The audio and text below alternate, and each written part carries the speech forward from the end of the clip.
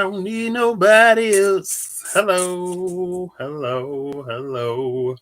So I'm shuffling the Elemental Oracle, and two cards fell on the floor. The two cards that fell on the floor: Earth and Inner Core. First, I see Inner Core, and then I see Earth, and I'm like, okay. Don't ask me what it means, but I was like, oh, interesting.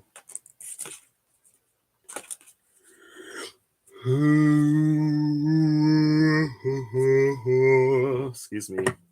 So today, it's the new moon in Pisces. We're officially in Pisces season, first and foremost. There's a handful of days into my 30th birthday, which is exciting. Today, when I first woke up, I had a little bit of inspiration. Then I didn't feel like doing anything. And then I was like, oh, well, let me do this and let me do that. I was going to come live at like 10 o'clock in the morning, but that didn't happen. So um, maybe it's 10 a.m. where you are somewhere. Hey, Holly, how you doing?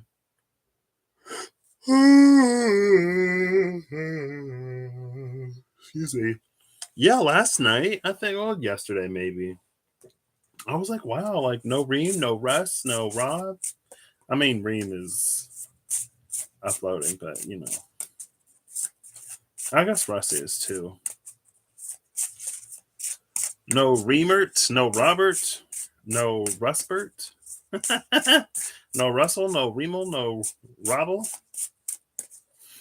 Anyway, I have the dice. I'm gonna roll them. Oh, I was gonna use a Diceology thumbnail. Eve, it's the Everlong Mystic, the never short medium. Hello, how are you? I kind of love that. Oh, there are multiple cards. Oh. So we have 22 and 23. I promise I've been shuffling these. Air and Storm. There's this very like with Inner Core and Earth, air and storms. It's interesting these connections that are coming out. The bottom of the deck is number 40, Atoms, which came out with Gravity. And that video that somehow ended up being like 50 minutes long.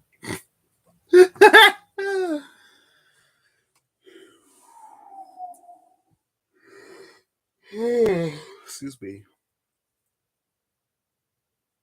I was going to use the Energy Oracle cards. The Storm Warning. I remember mentioning the Storm Warning recently, and that was with the because it was wildfires or bushfires, and it was that energy of the first thing to grow after the storm.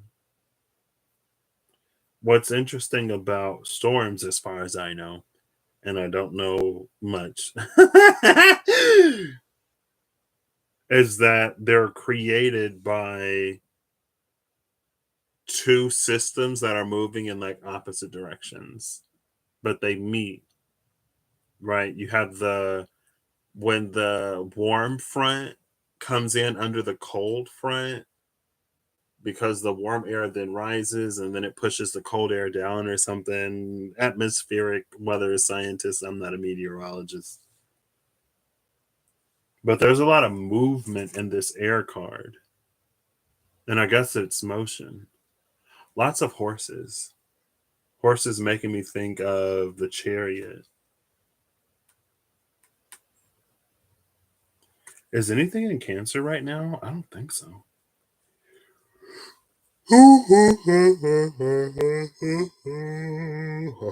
Excuse me. You talked to Rob? Yeah, I ended up sending Rob a message after the live or the day after the live that one day. She had. I mean, Eve is, Eve is always going to be on top of it.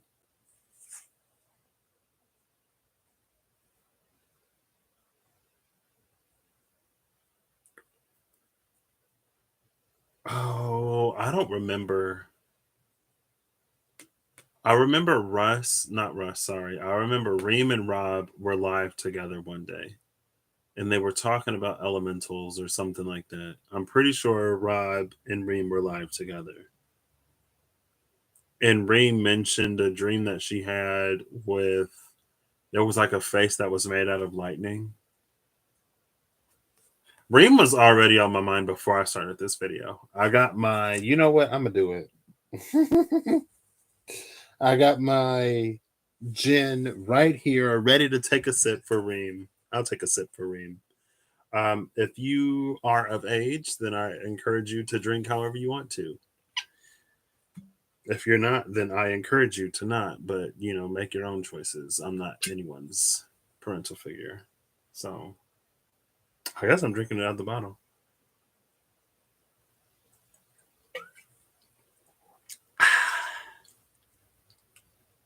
I feel like it gets better with time. Ooh.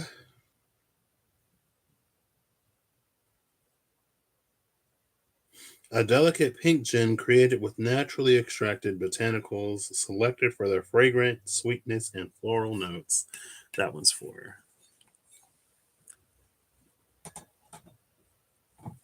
It's Cancer and RPG. Hmm.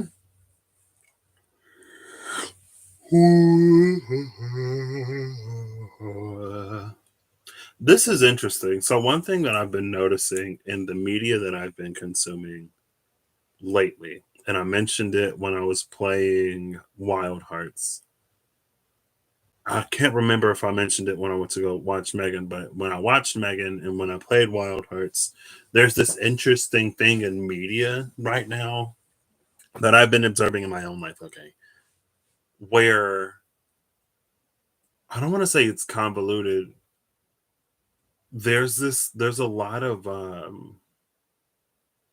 complication, I guess, right now, where it feels like, at least when it came to Megan, there was like listening to all of the like interviews and stuff, not all of them, like the one or two videos that I came across about Megan before it released. It seemed like the film had a very clear direction and that there was a point that it was trying to make. And I feel like even in the movie, that point was still made, but the circumstances in the movie were completely different than what I would have thought that they had been.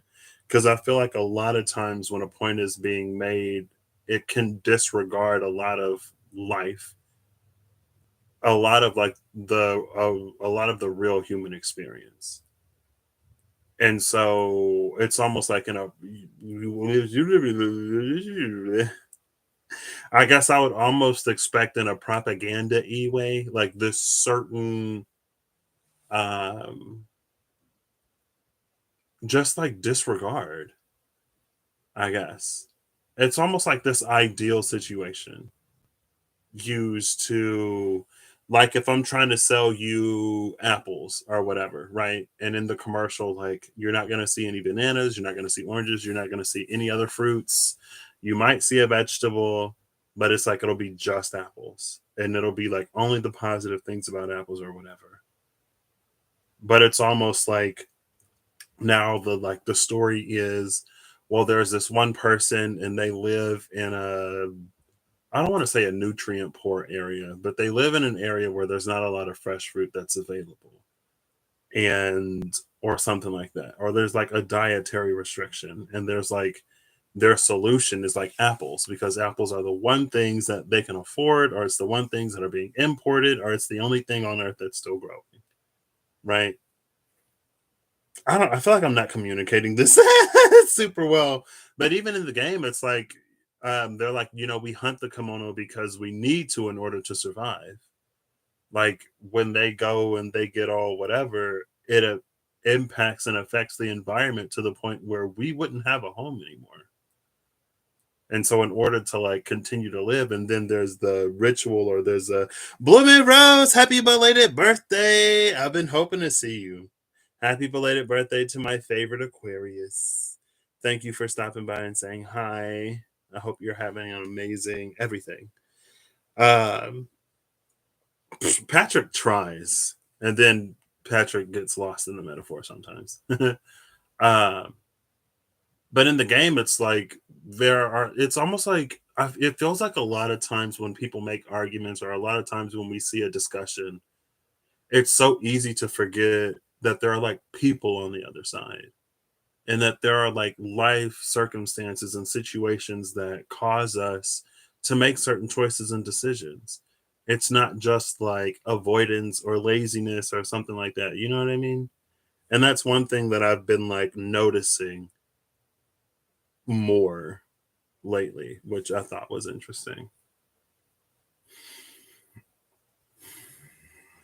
And then there is a small part of me that asks if it's a consequence question mark or a precursor to this world that we're all like co-inhabiting again, you know? Because I've heard more than a handful of people say that, oh, like, we're all sort of existing in our own worlds or in our own versions of reality. And at some point, we're all going to merge back into one again or whatever. Maybe, maybe not. You had a great birthday. Glad to hear it. I was thinking of you when I was eating my heart shaped pizza. Okay. Oh, who are these? These two cards like flipped up like that. Who are they? West and the Sun.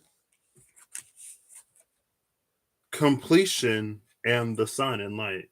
4 and 6. I mean, the Sun does reach completion in the West. That's where it sets.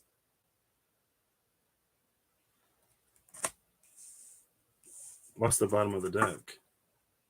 Air.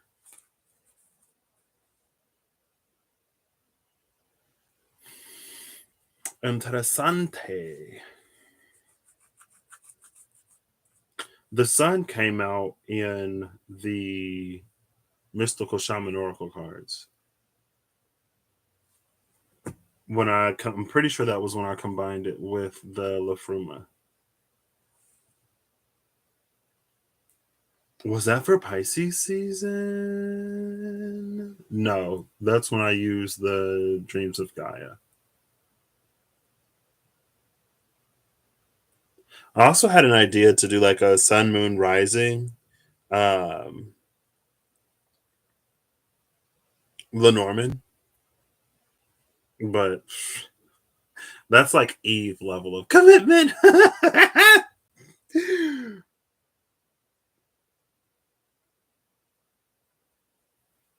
I might still do it. Who knows?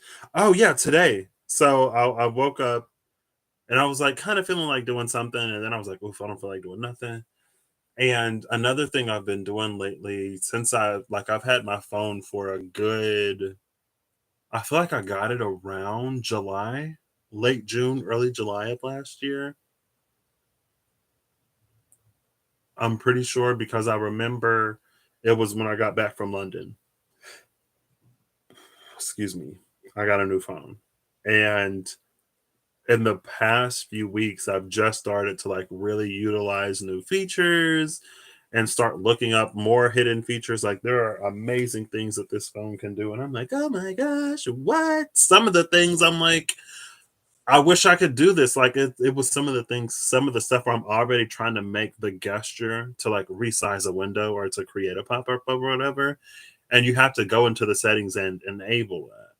Like I've been in the lab and the advanced settings. I'm like, oh my gosh, I don't even know if it's fine.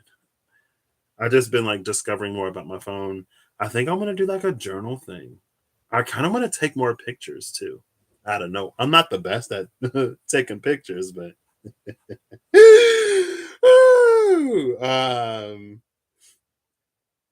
I could, but oof, that's commitment.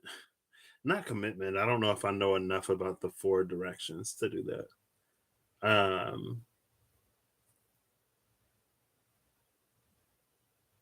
I could. Maybe I will. But I was like, I want to like not necessarily get hardcore into photography, but it's like I want to like maximize my phone's ability to like take pictures and to like know the different settings and stuff like that. I want to start journaling. Like there are things that I want to do that just kind of sort of hit me today. I guess today is the new moon in Pisces, so it's not completely unimaginable that I would want to maybe be a little inject a little more creativity into my life or explore some more things. Um, but anyway, let's put these back. I'm gonna roll some dice. We'll see what's up. Maybe it's something. Maybe it won't be anything. Maybe I'll regret it. Maybe I'll just like chat for a second. You know, who knows? While I have the time. Because who knows what will happen or what is happening. Not me. Did you? Ah! See, if there are seagulls in Texas, then that seagulls and Eve, that might be the thing. Those might be the things that finally bring me to Texas.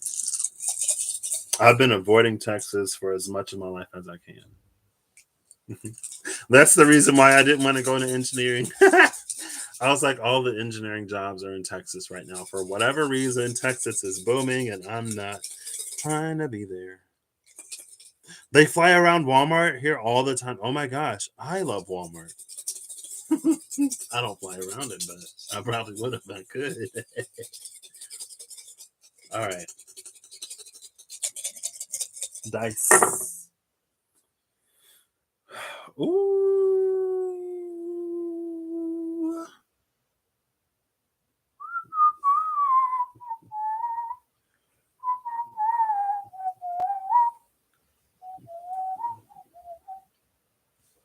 Oh, snap. I need my cheat sheet. Also, like my hair is finally getting to that point where, like, if I don't tie it up, it like keeps getting in my face. Sometimes, sometimes, like one of my hairs will like enter my peripheral vision, and it'll kind of spook me a little bit, and then I'm like, oh, it's just my hair. Okay. Oh, wow. What? Okay. Oh, whew, wrong number. Wrong number. False alarm. False alarm. False alarm. Woo!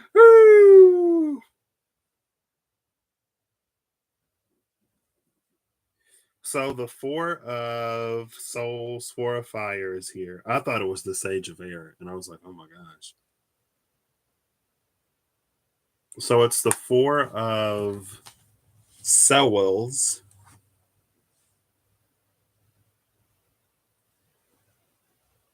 Gemini, the Hermit, the Heart Chakra, the I call it the double crown,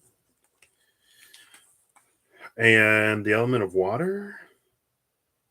Yeah, the element of water. Water, Gemini, the heart, the double crown, the four of fire. Oops. Oh no, it's the sacral. Where are my other bags? Is this it? Is that it? Oh, it is. I kind of. I want to roll another 2d10.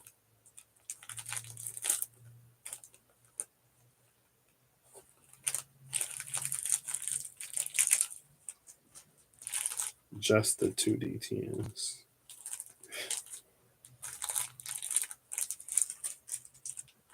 But I don't want to lose these. You're 30 miles from the coast. Oh, snap. So, like, Galveston is somewhere near a coast, right? I got family in the Galveston area.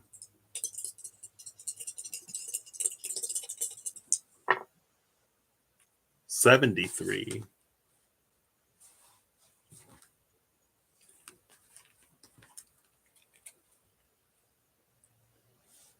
Who are you? The 10, the 4 and the 10 of souls. Oh, instant regret.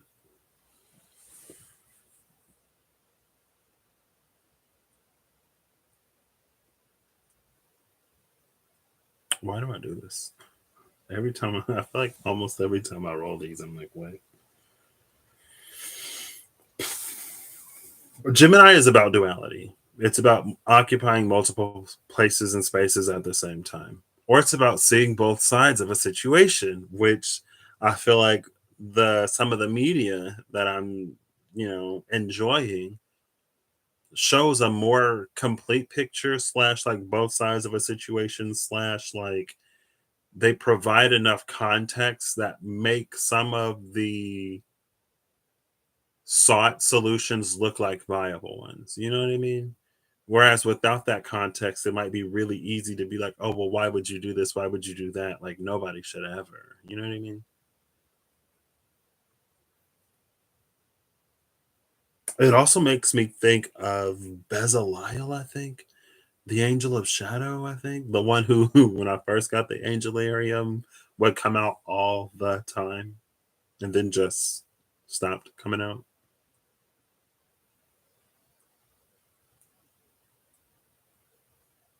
The Hermit is here.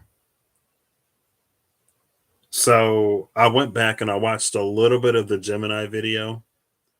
The one I put it in the description box, and it was like talking about like a fog, and it was talking about healing and this other stuff. I was like, oh wow. So like, yeah, it kind of like synced up a little bit. The healing card that was the wisdom of the hermit outside of the cave, the one that took that new path. Oh, okay.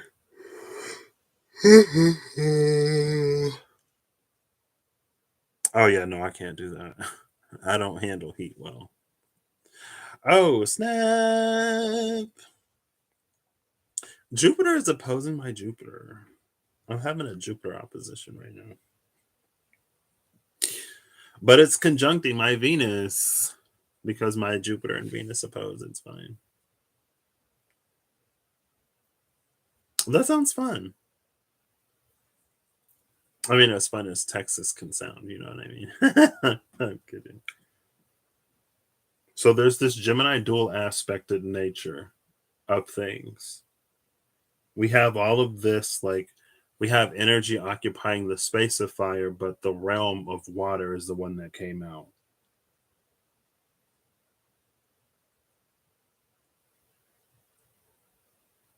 The four of souls, it can be this feeling of like, well, I think two things. It can be this feeling of like us doing something. It's that feeling of fulfillment that we get when like we feel that what we're doing like aligns with our soul. It's that like that deep level of fulfillment. Like, yes, this is it. This is what I'm supposed to be doing. Since it's only the four, though, it might not be what we do permanently. It might not be what we do for a long time. But at that moment, at that time, it feels like it is like we are where we are supposed to be, doing exactly what we're supposed to be doing. Then, depending on how things change or shift, then we may go like, oh my gosh, like I thought I had found it, you know.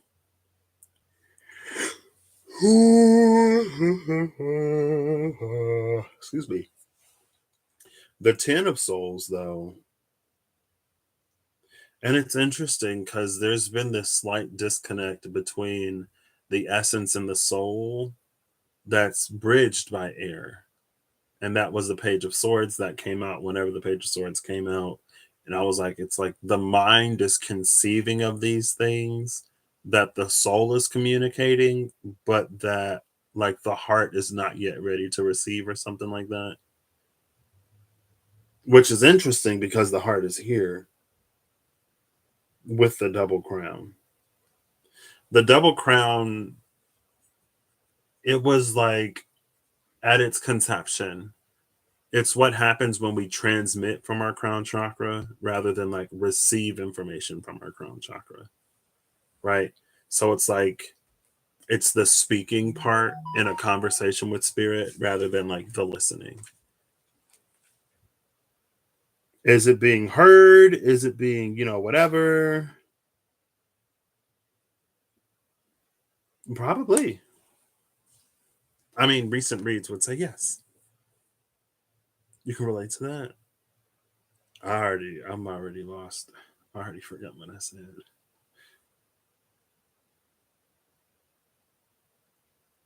Oh, yeah, that. Yeah.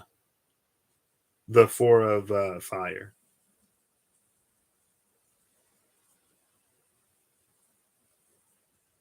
Am I gonna roll the rest of these? Let's just roll. I don't need. Let's roll this one. No, not that one. We'll just roll these two.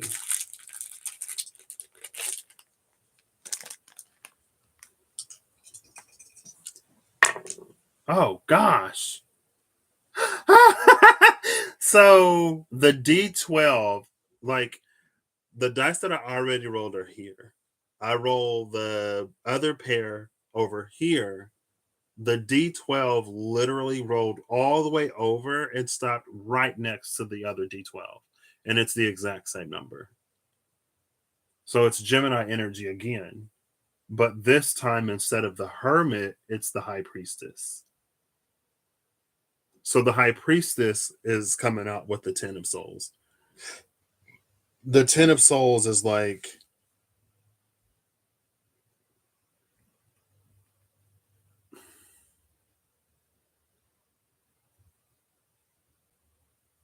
the 10 of souls is the totality of us and who we are at a soul level. But it's not necessarily like the 10 is interesting because it hasn't necessarily broken into the court yet. So at the 10, it's like that's where we're completing the circle.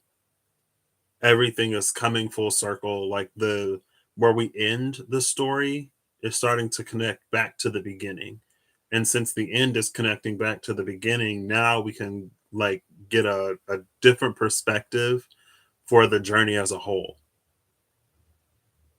Rather than like at the four, it's like, we reach this spot where we think that we've sort of like where it's culminated, where we know so confidently, only for something to happen. And then it's like, there's even more. But wait, there's more.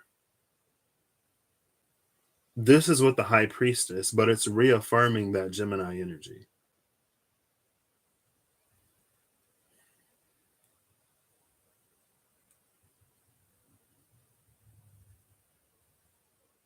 And I feel like that's just playing on the whole um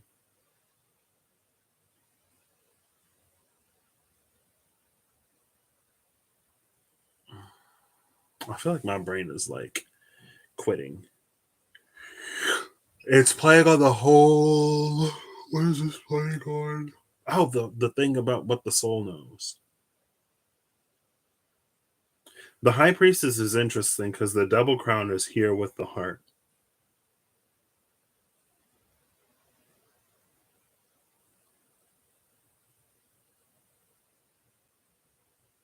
It almost feels like it's an energy of almost being like really good at talking, but not as good at listening.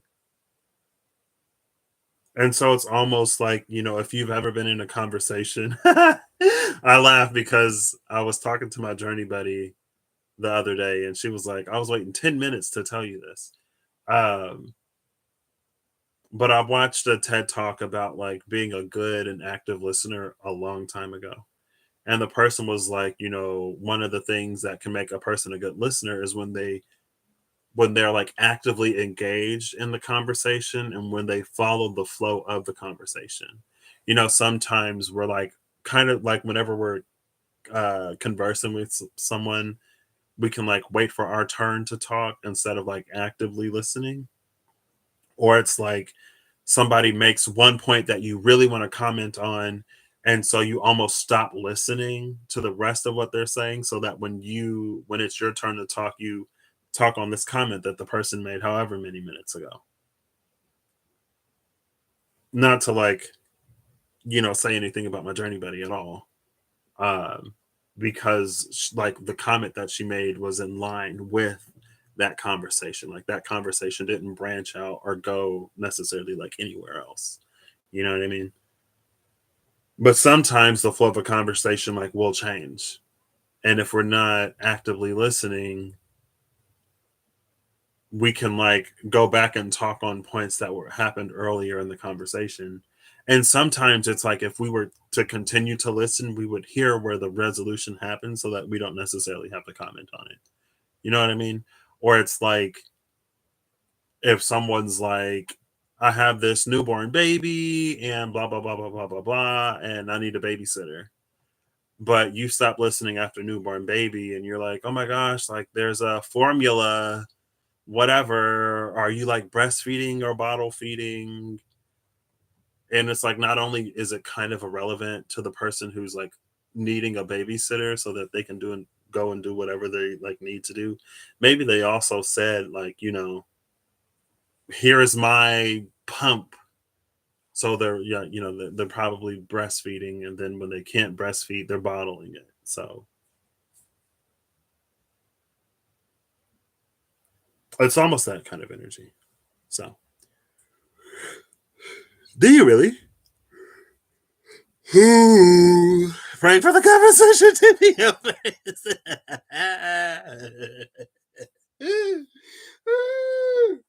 I mean, sometimes, sometimes you just want it to be over so you can continue about your day and it doesn't stop.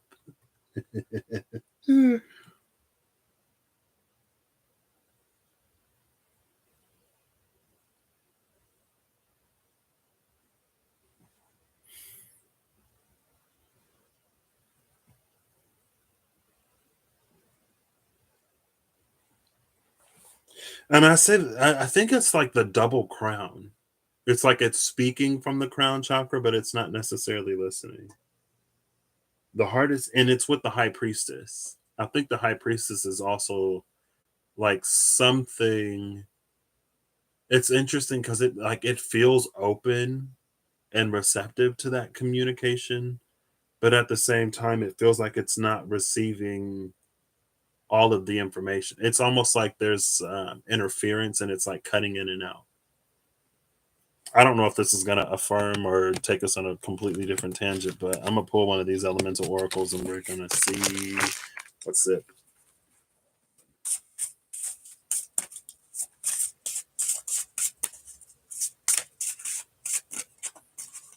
Let's see. Oh gosh. Look at this. Card sliding all the way out. One of them hit the flow. Or maybe it didn't hit the floor.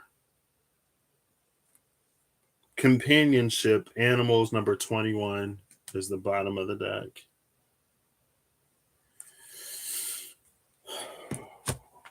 Are you the only card that came out? Plants, growth, number 19.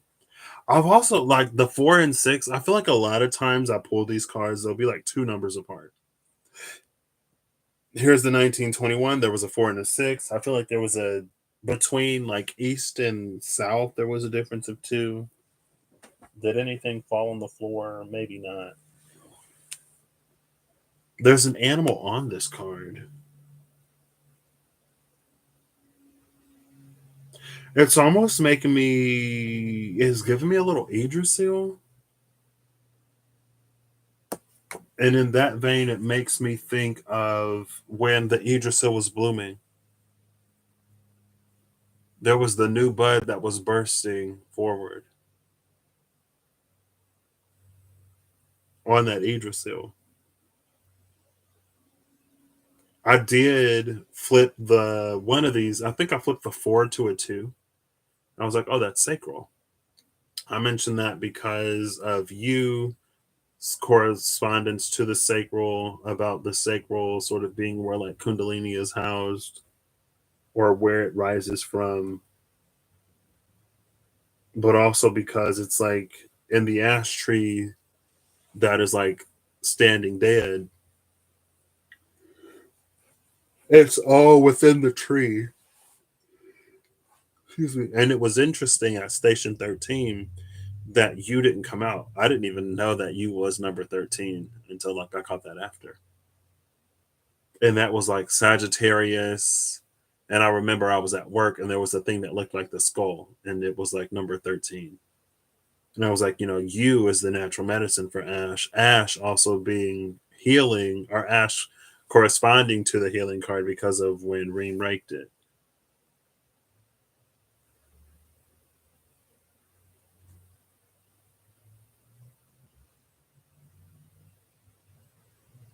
There's this, maybe the problem isn't like,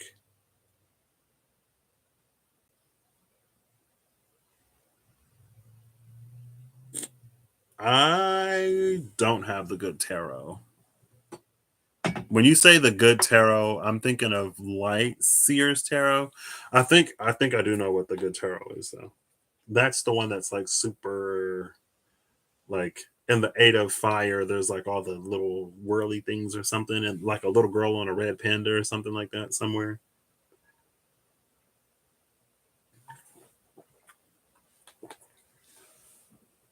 So maybe it isn't necessarily that the conversation isn't happening. Maybe it's the translation that we're not seeing.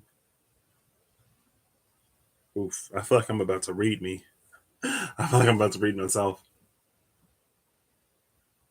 But that's also a thing, like I mentioned, when my mom, that was what, the Wednesday, maybe a week ish ago, not quite fully, where she was like, when you pray for something and you believe that it's coming, or when you have faith in your prayers, like, is the best yet to come, or is it already happening?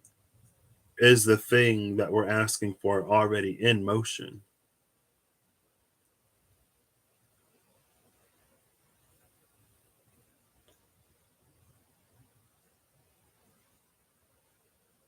Um,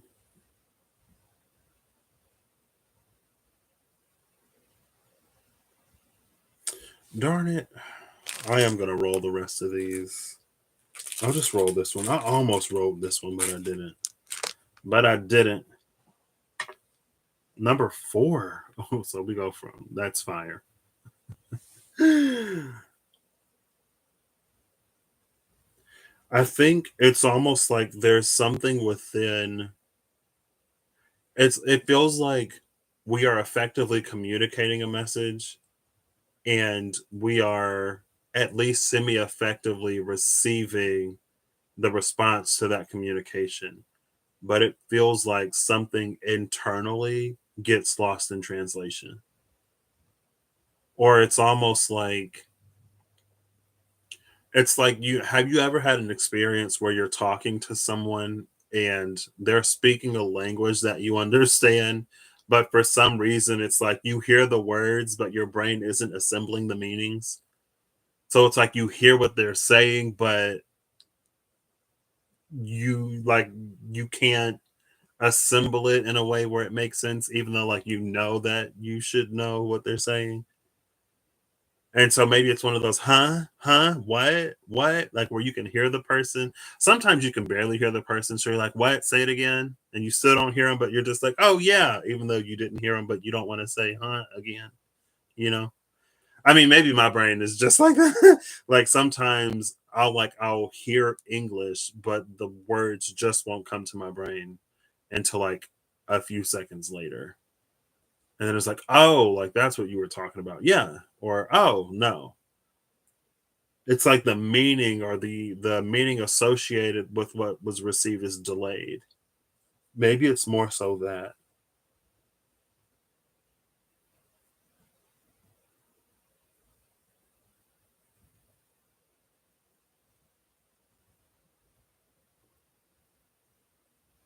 but it's like something in that delay.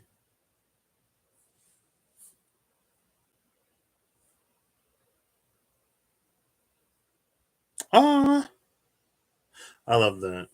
Make it a holiday tree. Just keep it up.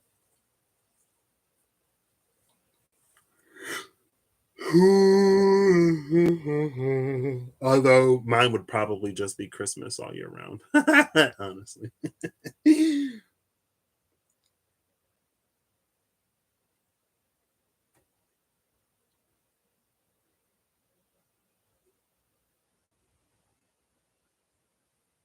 Okay. Do I grab a fourth bag? Why not? I was originally gonna grab these three, but I was like, oh, that's too much. But here I am. It's fine. We'll see. Now I'm gonna roll all of these.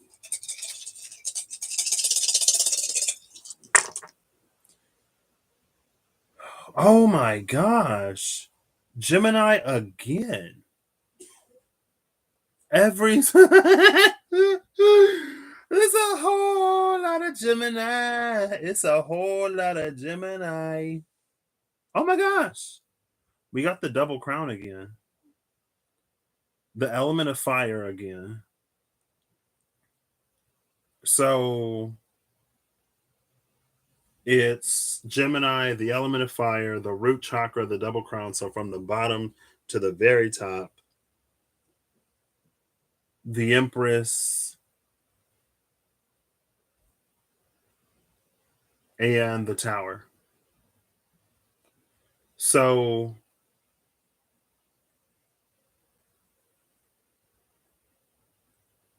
the double crown is confirmed. Literally every single die that I correspond to the zodiac says Gemini, and I rolled three of them.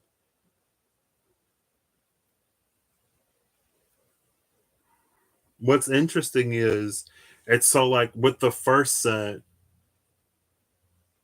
there was this like heart double crown, or there was this heart crown connection.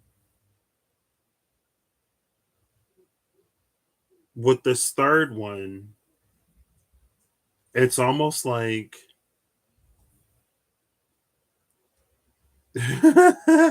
it's almost like an Easter tree. What? What'd you put on the Easter tree? It's almost like when the handle is broken on the toilet and so it doesn't flush, or whenever the handle doesn't flush the toilet, so you have to pour enough water in the toilet that it'll like flush itself.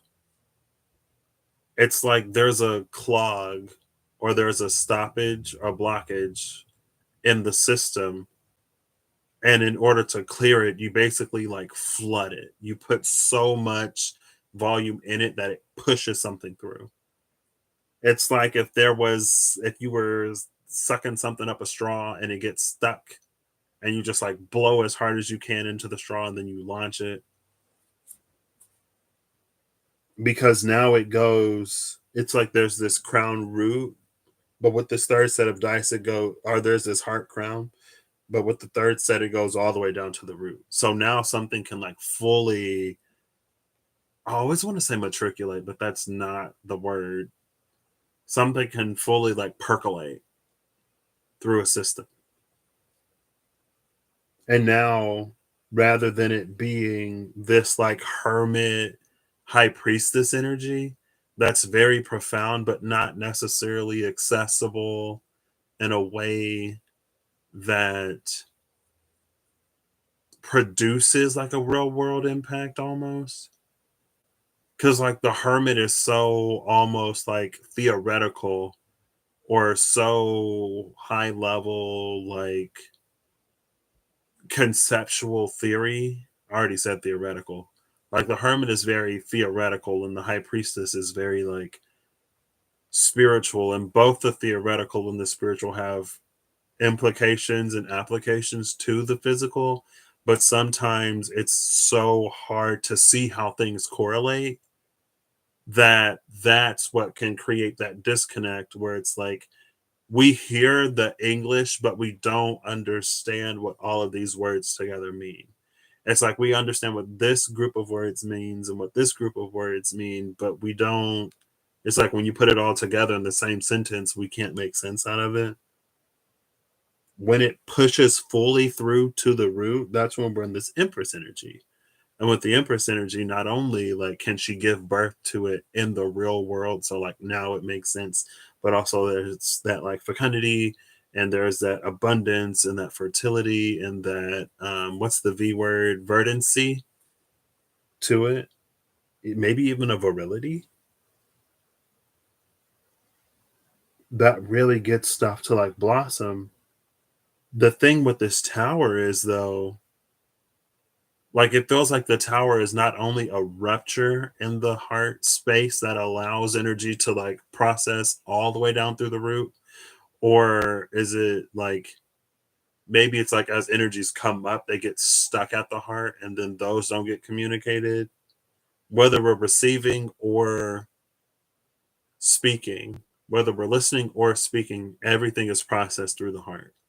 Sometimes we're much better at talking from the heart. Sometimes we're much better at listening from the heart. Sometimes we're good at both. We're great at both, right? It's not always either or. But when this like gets fully, it's like from the depths to the surface. There's a clear line of communication both ways. Like not only is that tower like a rupture and something that allows things to flow through, but it also feels like there's this energy of like overloading something and then it just pushes everything out, which is gorgeous. And I feel like that kind of sort of plays on that that's the when I use these cards, right? There was the time magic, that was gravity and the atoms. There was that 3 is the catalyst, it's also Gemini, it's the 3rd sign. So there's a 333 right here. 3 is also the catalyst, right? It's the thing that brings things together so that it can happen. And that was the power of self. Like there are these things that will naturally occur, sure. How long is it going to take? Nobody knows. What are the situations and circumstances in which they're more favorable? Maybe that we somewhat know. But we can activate, utilize our power of free will, autonomy, choice, and mobility to encourage things to happen rather than just waiting for them to naturally occur. And so it actually like speeds things up because now we're not waiting for like a molecule in China to one day maybe meet a molecule in New York City for them to create this water that the earth is in desperate need of. You know what I mean? Desert was at the bottom of the deck when inner core and earth were there. So anyway.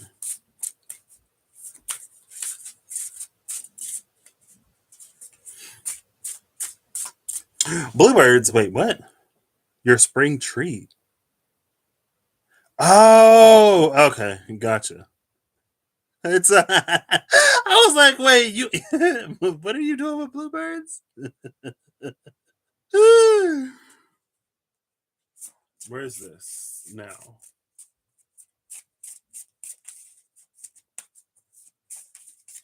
Just give me like one more card. I'll give it 2 more shuffles. This is the last one. No card. Bottom of the deck, though, is the biome, which is connection.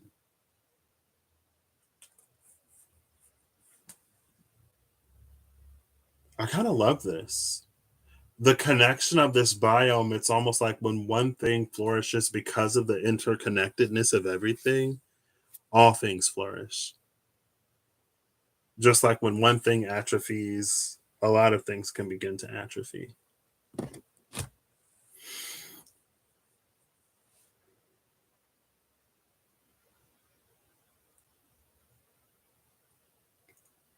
Okay, well, my mom came back here and she was like, my mom came back here. I guess my brother, he's not even in Texas right now. I guess my brother was hearing some bird, and my mom was like, "What was that bird that you were talking about hearing all your life and never knowing what it was?" I was like, "The bluebirds," and she was like, "Oh, is this the bird?" I was like, "No, that's not. That's not the bluebird." I didn't know. I had no clue that they were bluebirds.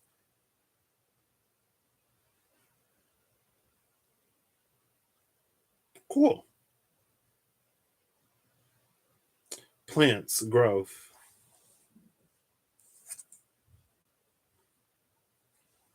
and the biome at the bottom. Notice too how oh, that's Africa, that's Asia, and that's the Asia, Europe.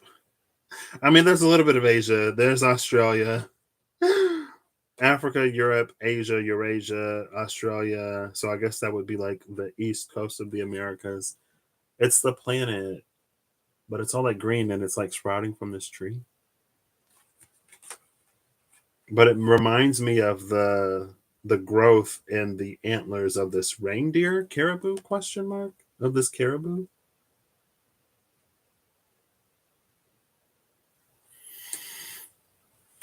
Another interesting thing that's in Wild Hearts.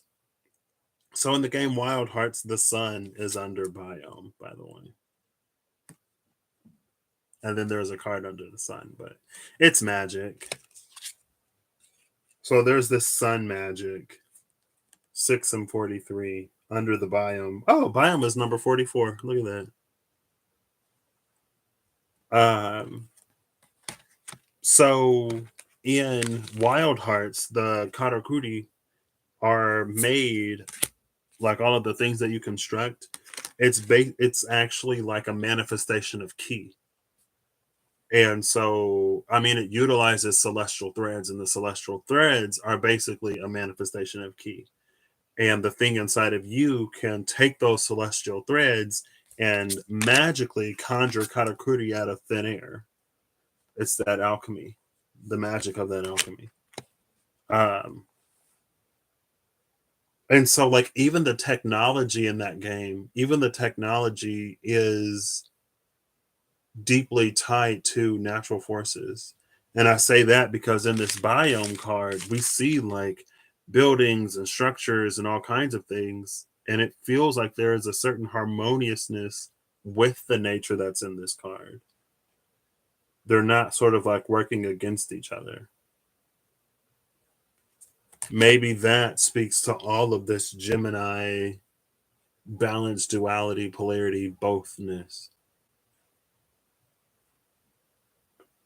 There's also, it's funny because I went to go see the crown jewels, the royal jewels with, okay, I'm right here. See my eyes? Can you focus on me, please? Please focus on me. Bring me into focus.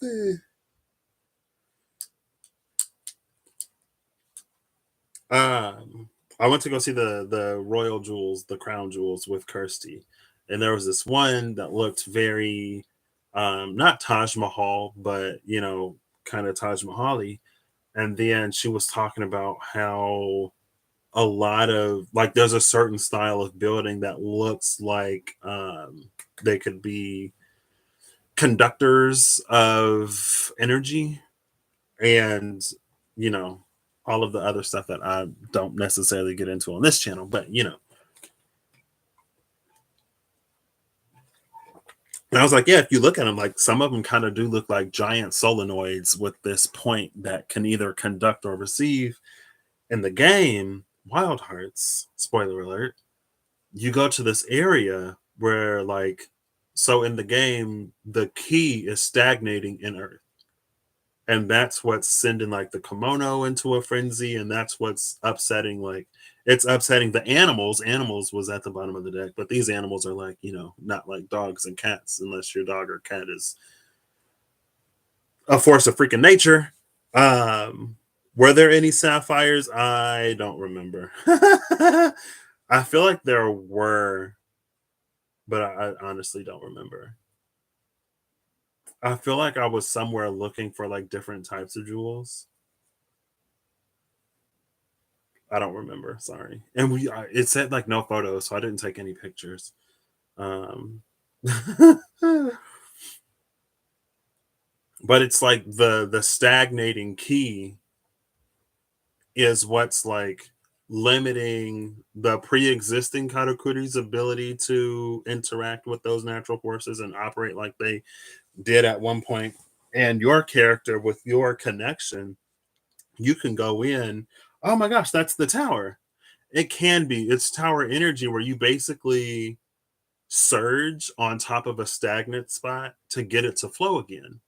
And they're like, this area, these it's set up in a way that it transmits this key, the celestial thread. It transmits this energy to a remote distance.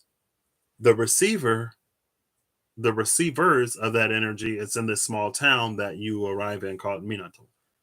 And it's like everyone's like, oh, the katakuri don't work. They've never worked since I've been alive. The older folk like, oh yeah, when I was younger, they used to work and we used to do this and we used to do that. But for the younger folks, it's like these tall tales, urban myths, and legends where it's like it's so hard to believe that they ever worked because since you've been alive, all they've ever done was be stagnant and still. But once your character goes and causes this surge to then like not only get the energy to flow in that area, but the structure that was built to like distribute that energy also comes back on, and then the katakuri in town start working again. And because the katakuri are working again, like the facilities all over town, the quality of life goes way up. But there's a drawback, and like I'm pretty early into the game, so it is spoilers, but it's early game spoilers. Like the reason why all the kimono are like moving, all of the monsters are like moving and stuff is because their areas are devoid of that life force energy. When you fix, and this is another like complication to that, when you fix your town's ability to harvest that or utilize that energy to power whatever they need for their daily lives, it makes the town look very attractive to the monsters who are fighting over territory because no one has that. Now they want yours because they can sense that well of life force energy strong and they don't have any. But since you like they can affect the environment and territory in the game, the closer they get, the more your livelihood is at stake. And so you have to do the unfortunate thing, which is to like go out and hunt them so that, temperatures don't suddenly drop below zero and your spring town, or so that mountains don't just erupt out of like nowhere and just completely destroy and devastate everything, right? And the person in the game is like, I never thought that, like in us fixing our problems, we would be inviting more problems. And maybe that plays into that Four of Wands energy, that Four of Souls, Four of Fire a little bit, where it's like where you reach that point where you get everything figured out. But it's almost like when you get this one thing figured out, now there's something else that needs your attention or something like that.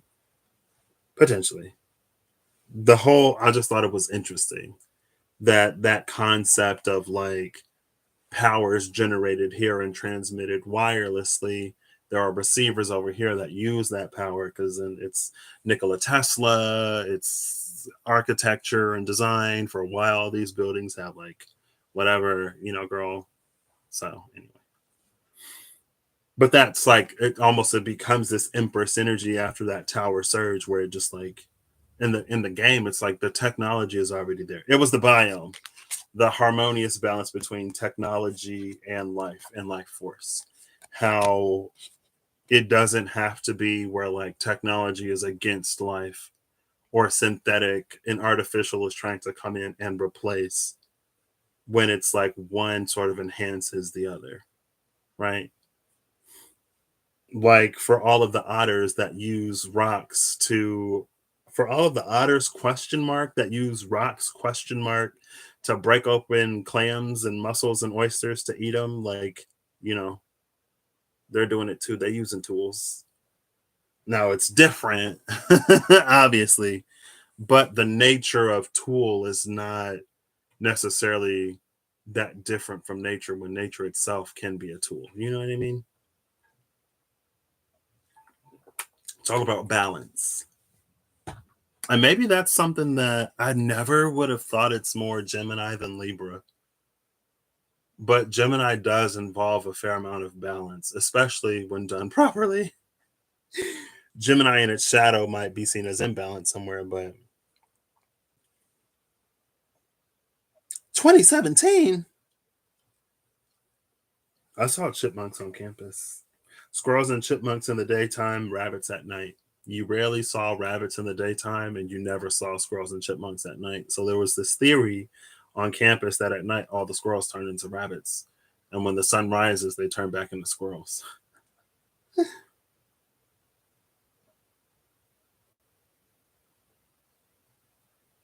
This is interesting. I was also talking to my mom recently about how, because she asked me about like marijuana, and I was like, I personally don't have any strong opinions one way or the other, but I have heard I don't want to say argument, I have heard the point that our bodies have like THC question mark receptors, like naturally built in. Like it's a plant, it's natural, just like other herbs and spices and remedies can be medicinal or whatever when taken, it's no different. And it plays off of that, like the foundation is already there. There was a stagnation in the energy that caused things to fall into a state of disrepair. And it takes someone connected to that energy to come in and like surge it or to almost overload it to blow through the obstacle to get things to flow again. And that's what this third set of dice is sort of like showing. Again, it's in the same, everything happens within the same zodiacal domain of Gemini. And again, that could just be like, since Gemini is a fair amount of duality, like we are both physical and spiritual beings. So we have a spiritual, mental, emotional side that we need to tend to, and that where that connection matters, but we are also physical, and like we need to sustain ourselves, and like we go about our day to days. And so there's this both earthly and sort of spiritual. It's very Rahu Ketu in Vedic, where it's like in tropical astrology. Hey David, how you doing? In tropical astrology, the narrative of the nodes is very like, you want to get out of your south node and you want to go towards your north node. In my limited knowledge understanding of Vedic astrology, it's like you have your north node, which is the head of the dragon, and then you have your south node, which is the tail of the dragon. The goal is to be in between so that the body of the dragon is complete. So you're not just the head and you're not just the tail, because what is an animal without its head, and what is it without its tail? Not to say that one is right and the other was wrong, but it's like it's just more of that approach where it's to be both rather than to completely forsake one in pursuit of the other. Because sometimes it's like, it's almost like if you're cooking something, right? And you're missing eggs and tomatoes, and so it's like you have your cookbook, you have your recipe, you have the ingredients that you need. You look through your cupboard, your cabinets, your pantry, your refrigerator, you find you have all of the ingredients except for eggs and tomatoes. When you go to the grocery store, you don't one rebuy everything that you already have in addition to the eggs and tomatoes, and you don't two neglect the eggs or the everything else that you already have. You buy what you need, you take it back home, you put it all together, you make the dish. You know what I mean? It is to though know that without the eggs and tomatoes, that dish isn't going to be complete. So you can't rely solely and purely on what you already have at home. Also, at the same time, you're not going to put everything that you have at home in the dish. Like if you're baking a dish that require an egg curry, if you're making an egg curry, you're probably not going to put like bananas in it. You know what I mean? You're probably not going to put a blender in it to eat. You know what I mean? Like there are some things that you put in the dish, some things you don't. But it's to put it all together to make the thing. Anyway, it's that type of energy. Okay. Yeah. So after an hour, it eventually came together and worked out. So I'm like, oof. Yeah, you were here last time. Gemini was here. Yeah, I remember you saying you were a Gemini moon. I'm a Gemini South Node. So I'm real comfortable. I feel like I've went through like phases. I made a lot of Gemini friends my first few years in college. Lots of Geminis.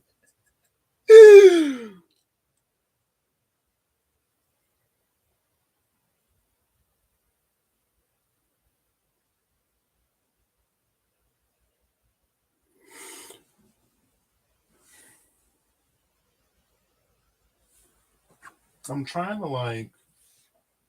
I'll use this deck, the Ravenous and Dracon Tarot. I was gonna use it before. I felt drawn to it, but I was like, I need to slow down on all the decks. Like, I got this deck. I used it once, and it's just been sitting ever since. Ooh, too many.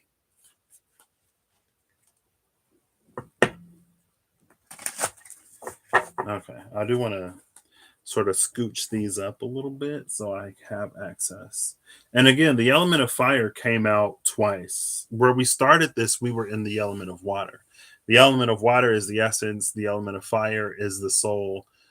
And there it's like the disparity between the essence and the soul can come to be when it's like when our soul is calling for something or when our soul is guiding us in a certain direction, but we don't see ourselves there or we don't imagine ourselves as capable. So there are all of these things within us that almost stay below the surface. Like the essence is the surface, the soul is the depth. And when the things down here don't also match up here, that's where we get a sort of dissonance. But there's this like pressure bubbling up from the bottom of something that wants to be released. But sometimes, depending on what the thing is, we can reactively put more pressure on it to keep it down. And that's where sometimes some issues can arise. Um, yeah. But it's like the mind sometimes still wanders. We went from 2 to 20, and today is 220. Okay.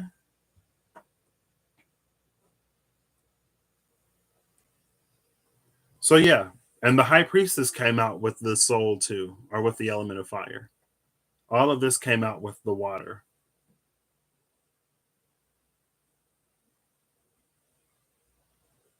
I think that's an interesting part though, because it's like if you go deep enough in the water, you'll eventually get there. These are so heavy. This is a metal set of dice.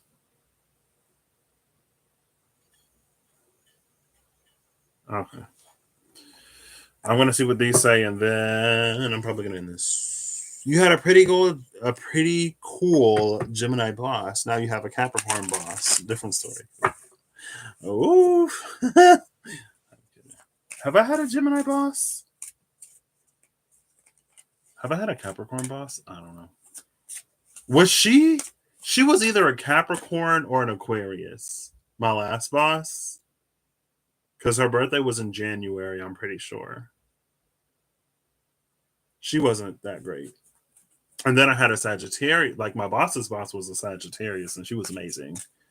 Um, my boss, when I was at school for the majority of the time, I think she was a Cancer, and she was pretty great.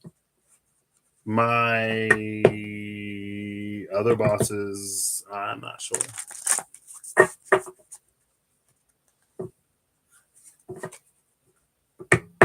She needed reminding of a whole bunch of stuff, but I'm not here to play the what sign was she game. So Can I get what do I need? Whatever I need to see, I'm gonna give it 10. If nothing comes out, then I don't need to see anything. 9, but I also want it to be a generous number. You know what I mean? 8, 7, 6,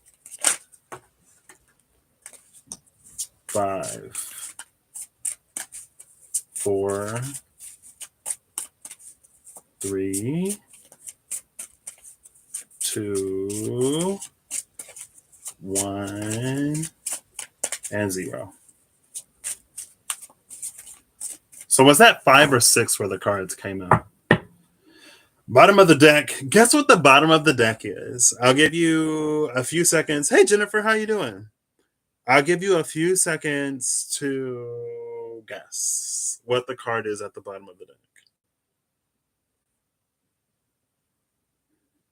It's the Tower. What? Oh my gosh. Really? No way, right? You know what's interesting about this Tower?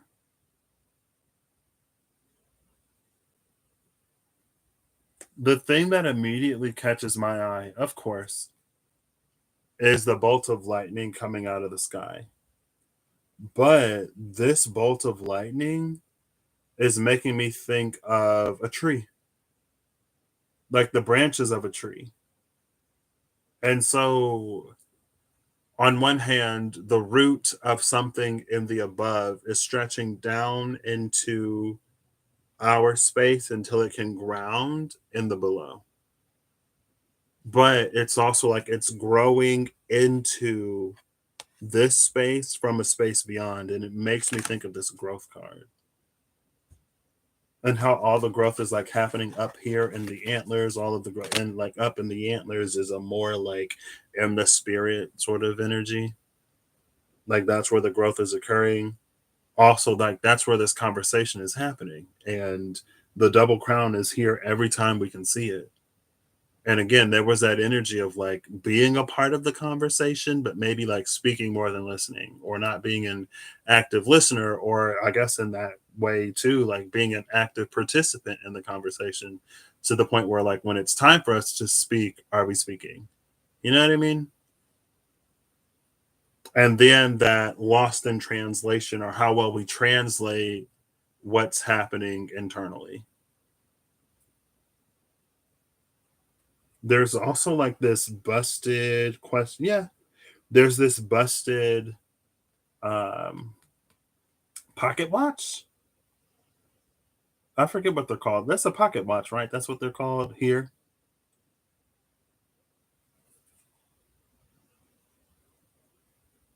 And that meant something when I first saw it, but I talked for long enough that I forgot what it was.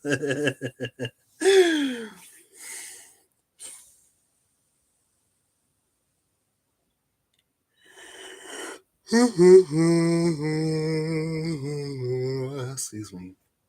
I kind of wonder. I had one boss who was like, she was literally goals. I was a Pisces. If she was a Virgo, she was a Virgo. And she was amazing. Like, I feel like I owe so much of how I've developed professionally to her, at least in a leadership sense. But like, my midheaven is in Capricorn. So, the midheaven is the house of careers. So, like, work is literally the only place sometimes where I can have some kind of organization. Honestly, if you talk to my mom, like, if I would have been somebody's boss back in the day, I would have been terrible. Terrible. And that, like, one of the things that I had to learn was that, like, my work ethic and my standard for me, like, everybody isn't going to care as much as I do, especially when it comes to certain jobs. So I can't expect for other people to have the same whatever that I got. I just got to let people work how they want to work. Cause especially if I'm not in charge of them, whoo, it ain't like, it ain't, I'm doing my job. I'm doing what I'm supposed to do. But I would get so mad. So mad. sometimes, like when people wouldn't take their job seriously, or when they would like slack off and like on the clock. It's like you clock in to not work. What? You clock in to get paid? When I clock in, like I'm working. I had to learn. I had to learn. Um, I used to want to be in R&D so bad. Now I probably wouldn't be as opposed to it, but we'll see. I'm a work in progress. So the card that came out, there's a card that came out, and then there's a card that came out crossing it like this. These are how the cards came out. This one face down, this one face up. The one that came out face up is our Page of Wands. Look at the trees on Dracon's wings. They've taken the shape and form of muses, let's say. How many are there? One, two, three, four, five, six. There are six of them. I think there were seven muses. Maybe Ravenous is the seventh muse. I know what Melpomene, Terpsichore, Calliope, um, Melpomene, Terpsichore, Calliope, Erato is the muse of erotic poetry, I'm pretty sure. Um, Cleo. I think Cleo is a muse. I think. Who are the other ones? I feel like they're ones that I never remember. And then I'll look it up and I'm like, yeah, I did not know that. You wonder how many Scorpios are morticians. Oof.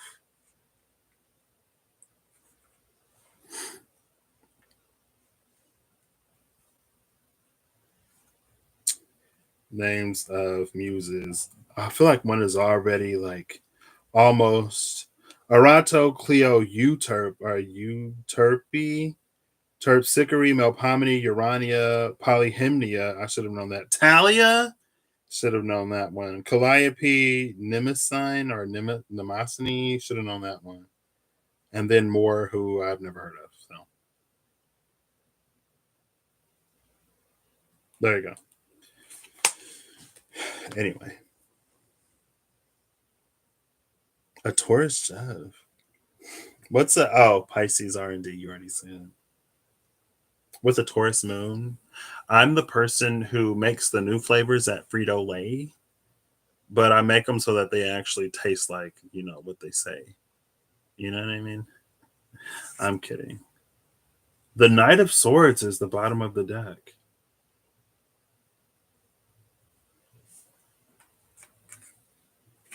So this one is like all Dracon. Look how the tail of the dragon south node is the heart. The head of the dragon north node is the sword. I like how the card that flipped over face down, gives us that like from the crown to the root sort of energy, and in the root is the heart. So it's like the heart again, it's like it surged and it pushed it down into the root, which is gorgeous.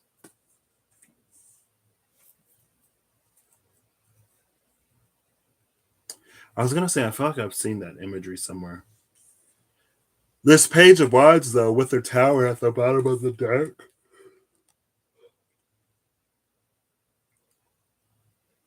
Oh my gosh, it's the page. The page.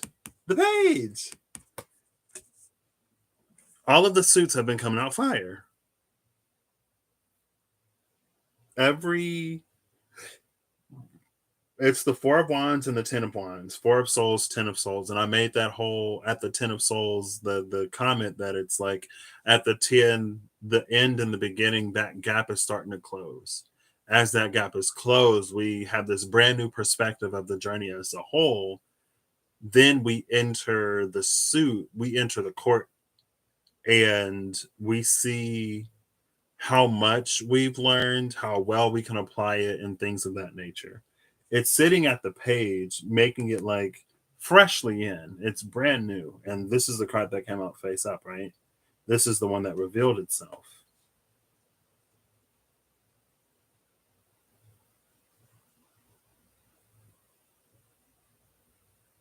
So there's this energy where it's like this growth itself.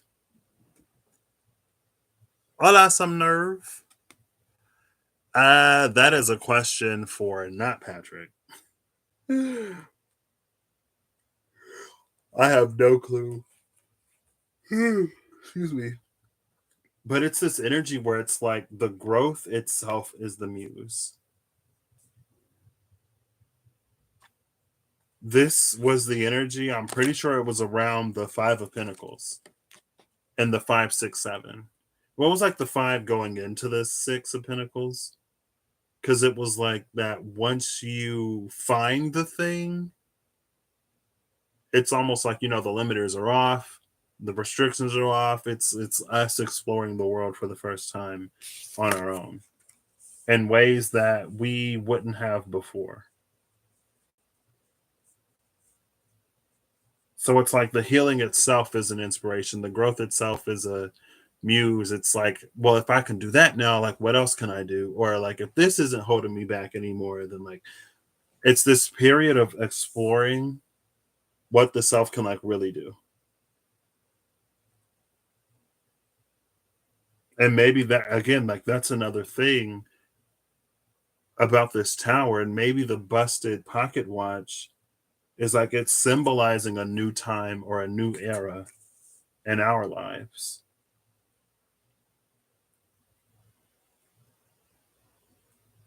And we meet this energy somewhere. Like it's coming down, but it feels like like when Ravenous takes flight, it's gonna okay, well, hopefully it's not gonna be a barbecued raven. But it's like where is it gonna meet us?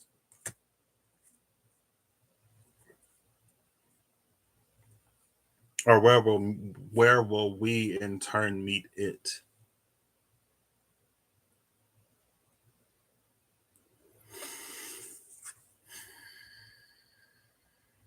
The Knight of Swords. I'm actually going to read the book on this one. The Knight of Swords is an active energy that takes knowledge and knowing somewhere. The Knight of Swords can be dangerous when the sword that it raises. I don't know if it's necessarily dangerous. I mean, it can be. Anything can be dangerous, though. Um, there's something about the Knight of Swords that doesn't necessarily have all of the information because it's not the King or Queen of Swords. It has enough information for it to feel comfortable moving at speed. Is it right or is it wrong? Does it matter? Where did I put the book? Where's the book? I know I left it out. Oh, it's literally right here. Your Egyptian good zodiac sign. Mine is Jeb. Geb. Knight of Swords. When the Knight of Swords appeared, she was ready to upset the balance in Raveness's life.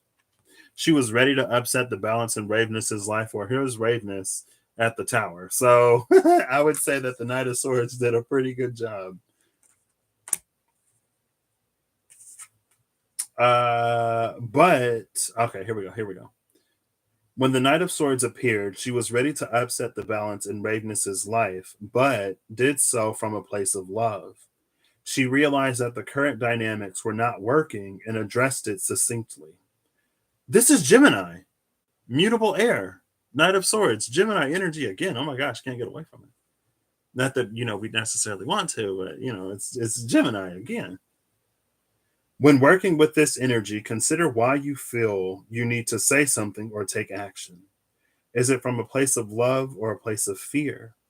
Fear places an unhealthy filter on the relationship that is not relevant to the situation. Be mindful that you are not projecting your fears upon another. When our actions come from a place of love, it is only to see a person grow and develop into their best version of themselves. Speaking from a place of love can be difficult for others to hear, but it is necessary to have people speak the truth when we need it the most. When in the reverse, be ready for others to be open and utterly honest of the changes they would like made to improve the concern at hand. Be sure to hear the concerns fully and be present before acting. So that's another like active sort of listening, be present in the conversation in the moment energy before you act. Like listen to the thing in full. Patrick probably struggles with that a whole bunch. Um, it's like hear me out in full before you get stuck on this one thing that I didn't word in a way that you would like to hear. I mean, I did that in London, went through that. So that was the full moon in Leo for me, just out of nowhere. Like, surprise! Everything going smoothly in your friendship on this trip that you decided to take where you're thousands of miles from home and you can't just leave whenever you want. Well, it's time for you to face something that you can't run away from. I hope you're ready. And I was like, you know what? Honestly, for the sake of everything that I desire, yeah, I'm ready. Anyway, I think that's so. There's this thing. Um,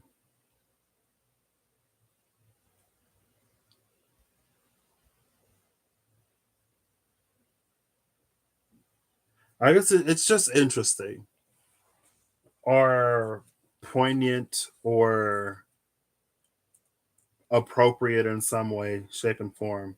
The part where it says, speaking from a place of love can be difficult for others to hear, but it is necessary to have people speak the truth when we need it the most. There's something about being able to receive those words as love that a trigger might not necessarily like. Ooh, wait. That a trigger might not necessarily get us to like. Because it's like if someone says something and we get triggered, we're almost automatically by default pulled out of the now moment and pushed into a previous moment, wherever that takes us. Right. And I think,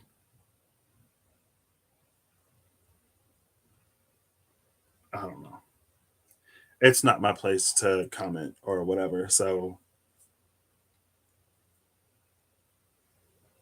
maybe it's also an us question. Because again, like this, it is a very gorgeous, very beautiful, very like this energy has been here. But now there's also this energy of like with the tower, there's a potentially uncomfortable truth. And maybe for us, it's a question of not a question of what do we want more. Um,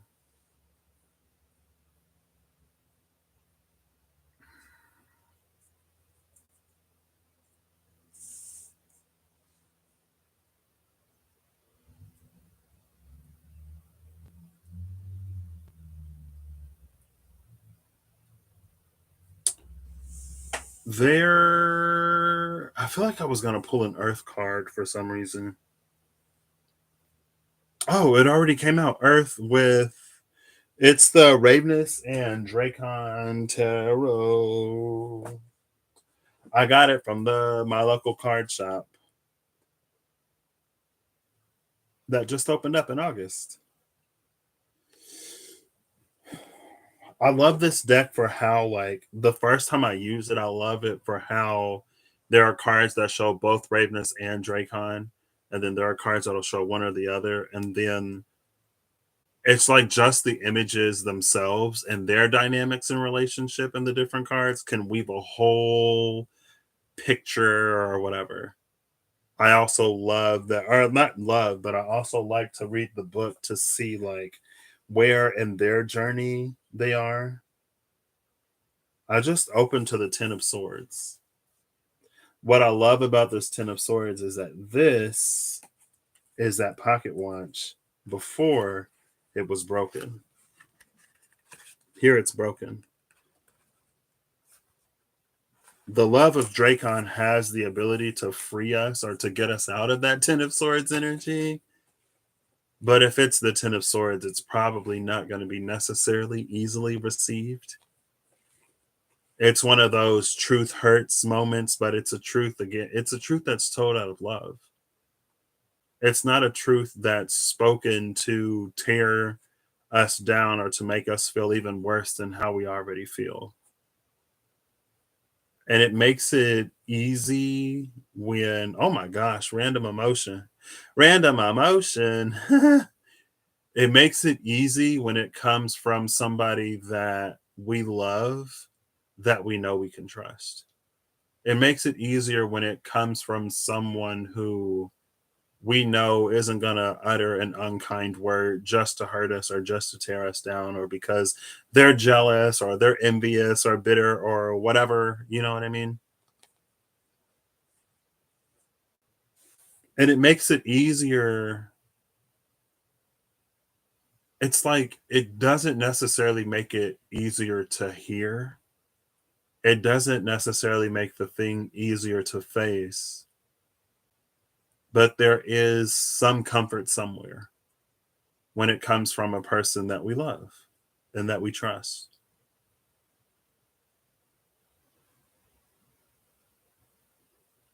Oof. Ooh. If you're talking to me, I have no clue where that is. You probably aren't talking to me. Watkins Buckos.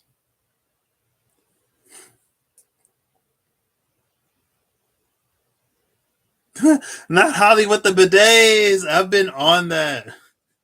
Oh, ever since I've been back from London, I'm like, I don't like this. I just had a bidet for weeks. So I was actually talking with my mom today about getting a bidet, and I think we're actually going to do it. Oh, I was in the UK for a few weeks, but I'm home now. I'm back in the States now. Sorry. Yeah, I'm back in the States now. I kind of miss it, high key. Kind of want to go back, low key. But my friend is in Canada right now. Y'all know that trip to Montreal that I said I might be taking that I wasn't going to take because I ended up going to London? He's on that trip to Montreal right now. And it's like negative 12 to 14. There was so much snow. It's like 55 degrees here. Um, I'll make it to Canada someday. Um, but yeah, sorry. I wish I was still there, but I mean, it's a potentiality. It's a possibility. Who knows? If there's one thing about this year that I am confident about, it's that I don't know what's happening or what's about to happen. I know I'll love it. I know it'll be quick. I know it'll ask for a lot of me, but I know that I'll enjoy it because that's what I've been asking for. So we'll see. All right. Final message. The moon. Oh my gosh. The moon and the nine of swords.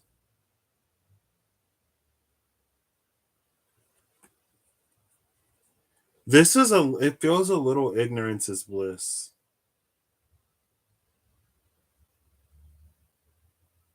Like with Ravenous taking flight under the moonlight, with Dracon being like submerged in the water, looking a little Nessie, looking like Nessie, the Loch Ness monster. Speaking of those things that lie deep that are trying to like come to the surface, and then Ravenous is like, come to the surface all you want, because we're flying all night, baby, taking the red eye to wherever is not here. And so it feels like with this nine of swords, it's just the weight of it's the weight of all that. It's the emotional weight behind the truth that we might not want to hear. I think this truth isn't always difficult. I think sometimes too, it's like we can be ready to move on from something, or we can be ready to like let something go. But there's a part of us that holds on to it for whatever reason. I think it's also interesting that, we get to see the muses in this wing of Dracon. Do we see it down there? No. Ravenous is, yeah. Ravenous is gone.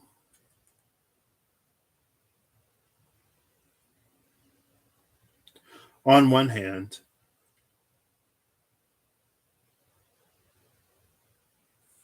I think this can also be, while it can be like a little ignorance is bliss, it's also at the same time, it's almost like the divine is patient. And if it's something that we legitimately cannot handle, it won't be forced.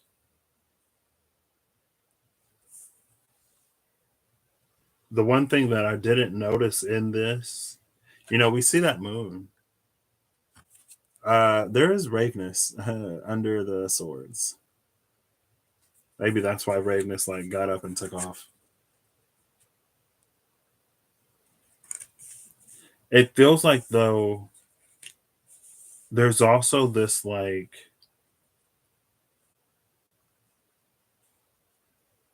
because the Knight of Swords is the card that came out, and the Knight of Swords is moving with a truth, right? Oh, I lost it. It's like I almost get it and then I lose it. It's not. Maybe it's playing on that it's playing on that first set of dice that came out, where it's like there's this partial communication because of the things that we don't want to hear. It does almost feel like, take it as it resonates. Use your own intuition and discernment. It does almost feel though like we're getting good news. But since it's related to this topic, we like plug our ears and we la la la, I can't hear you, but it's not even bad news. Again, it's like there's something that's moving or improving or changing in some way.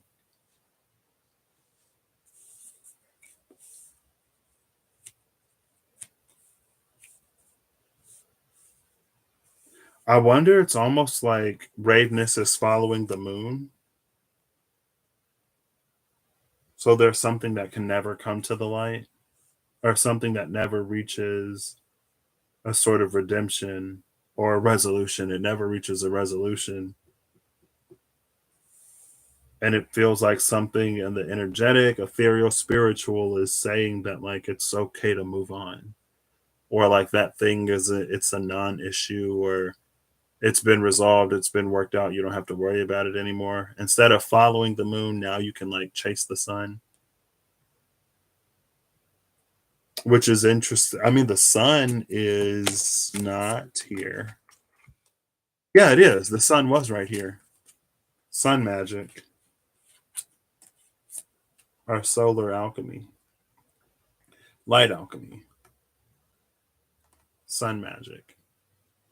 Um,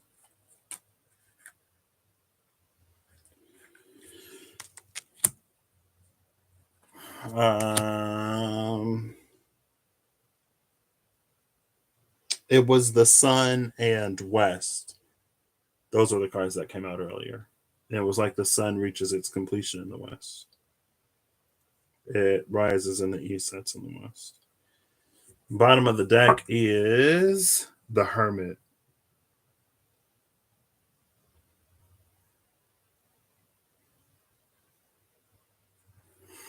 This is the Hermit that also came out with the original dice. So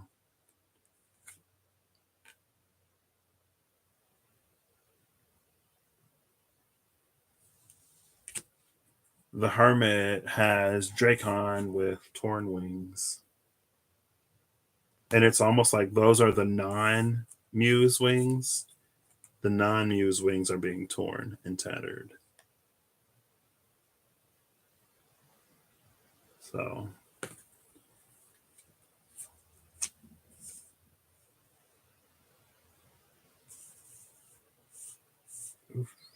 Well, that just got kind of heavy. I think this is almost like it's spirit taking the bullet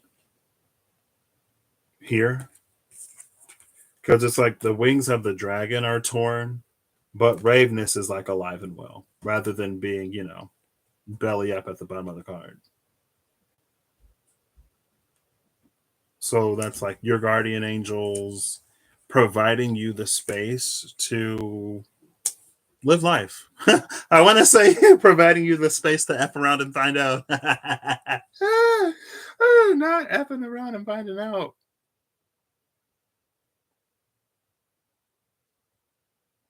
But yeah, it's like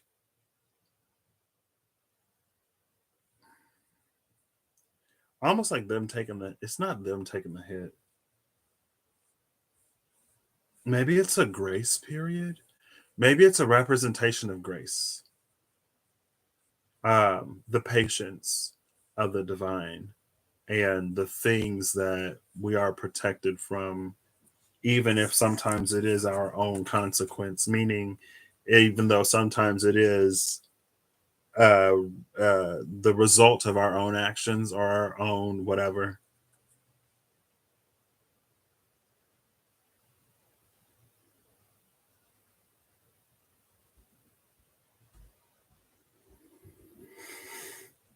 Or it's just like a little shielding. Maybe that's what this is too.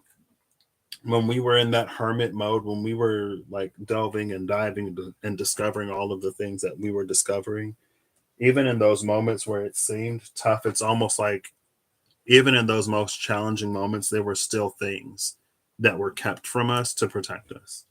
There were still things that we didn't know because we didn't yet have the ability to comprehend the true ramifications or what those things really mean or something like that. It's like it would have been really easy to form the wrong association with certain groups of words so that we would have this false meaning rather than the truer one that we'll be coming into, the truer meaning. Now that we have the context to understand. And I think that's another thing about High Priestess energy for me, especially. That's why my title cards are Live Life and Find Out. That's also why sometimes the High Priestess is Live Life and Find Out, because it's like if the divine were to tell us, were to show to us, were to reveal to us whatever the High Priestess is keeping, we would get the wrong idea. We would take it the wrong way and we would go in this really not for us kind of sort of weird direction that would have been completely unnecessary. I think sometimes we try to force a knowing, or sometimes when we are told to be still or to wait and we choose or decide to move anyway, that's when we kind of sort of do F around and find out that we weren't yet ready or that it was for good reason. And it's interesting that it's all sort of playing off of this or interacting with this Knight of Swords energy, which is this truth that can hurt. But it's like it was a truth that was withheld from us when we didn't have the mental, emotional capacity to receive it from love or to receive it as love rather than to receive it as a criticism. And so it's almost like because the divine knew that we would have taken it as a criticism and that that could have gotten us to spiral even worse, it chose silence or it chose like charades. You know what I mean? It chose to like act it out or to communicate it in a different way or like trying to say it without saying it, right? It's like, you think that your chocolate chip cookies are the best ever, and your friend is there and they don't want to tell you that your chocolate chip cookies are terrible. So maybe they're like, maybe you should like try a little bit more flour this time, or maybe like a pinch more sugar or a pinch more salt, or like change the recipe up in this way. Like it's amazing. Like it's great, but we can always strive for better. And then you're like, but you love my chocolate chip cookies. And like, oh yeah, yeah, yeah, you're right. You don't change anything. And they just keep stomaching those chocolate chip cookies because they don't want to hurt your feelings. But then one day you're like, okay, so the bake sale is coming up and I really want to sell all these chocolate chip cookies because XYZ. And that's when they're like, okay, I think you should hear it from me because I'm your friend and you know that I'm your friend and I'm not some random hater or I'm not the stranger that you don't know that you think is a hater. I know I've said I love your chocolate chip cookies, but in all honesty, they are kind of terrible. And every time I've been suggesting you to try these different things, it was to make them at least edible. And, and then it's like it just challenges your whole concept of how good you were at this one thing that you were really proud of. But now that you're like going onto this stage, now that you're entering this new age or this new era, it's like it's time that you know the truth. Those torn wings were the divine's upset stomach at eating all those cookies and being on the toilet and getting all kinds of indigestion and other stuff. They like, out of love, I can take it, I can handle it. But now that, if you're going on, I don't want you looking like whatever on Kitchen Nightmares and Chef Ramsay is yelling at you. And then you find out your chocolate chip cookies are terrible. And then you get mad at me for never telling you that they weren't good. So, of course, it's a silly metaphor.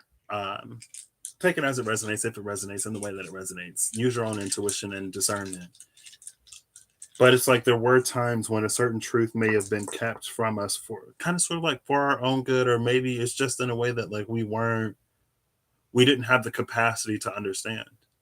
And that goes back to that, like when we hear the words and we're like, where we know it's English and we know what this word means and that word means, and we know that this group of words is a saying that means this other thing, but when it's all said in the same sentence, like we don't get it, like we don't understand it. It's like when Dong was like, I understand all of those words separately, but I don't know what that means as a sentence. But again, that tower is the thing that surges and it brings a new vitality to life. If we can learn to sort of take that criticism, or if we can learn to listen to the divine as the divine is now speaking and showing us and applying that, um, it'll suit us well, I believe, moving forward. I mean, that's what I said, who am I? But a dude. Just like you are a dude or a dudette or a person. I'm a person just like you're a person. What do I know? I am gonna roll just this metal set one last time. This is the set of rainbow metal dice. Oh, you can you see that? When I was in the plane on the way home, because I had a window seat on the way home. It's the first time I've had a window seat in all the traveling I've been doing.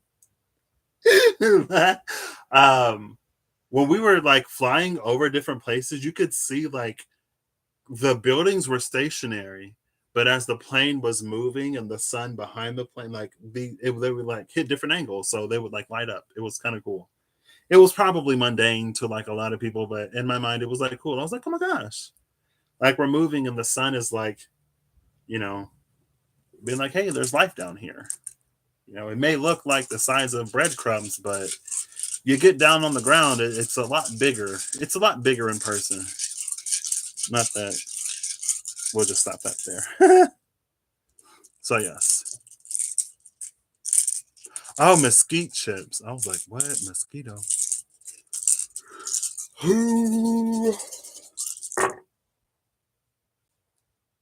We move from the hermit to the lovers. We're still in the element of water.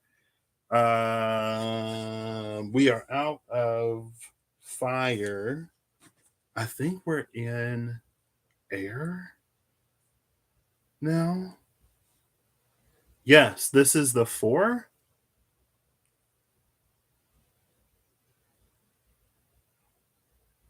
Yeah, we move from the 4 of fire to the 4 of air. Still in the element of water. From the hermit to the lovers. From the heart to the solar plexus. And from the double crown to the heart.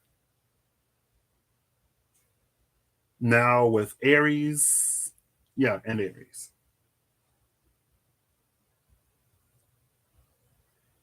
The four of zones is interesting. So air is zones.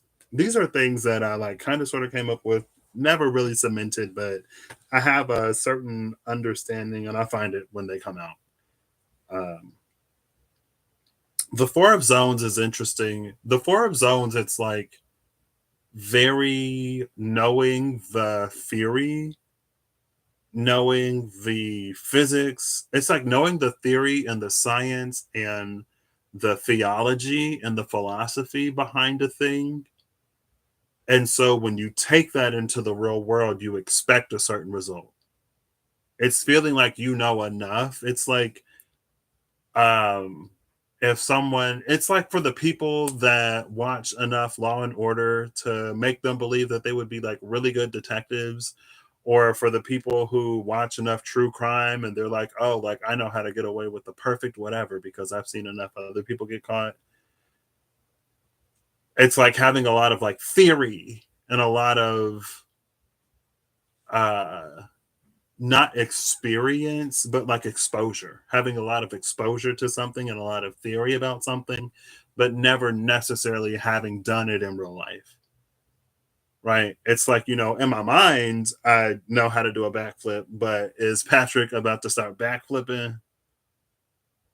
Maybe. I'm not going to say that's not a possibility, but the probability is not very high.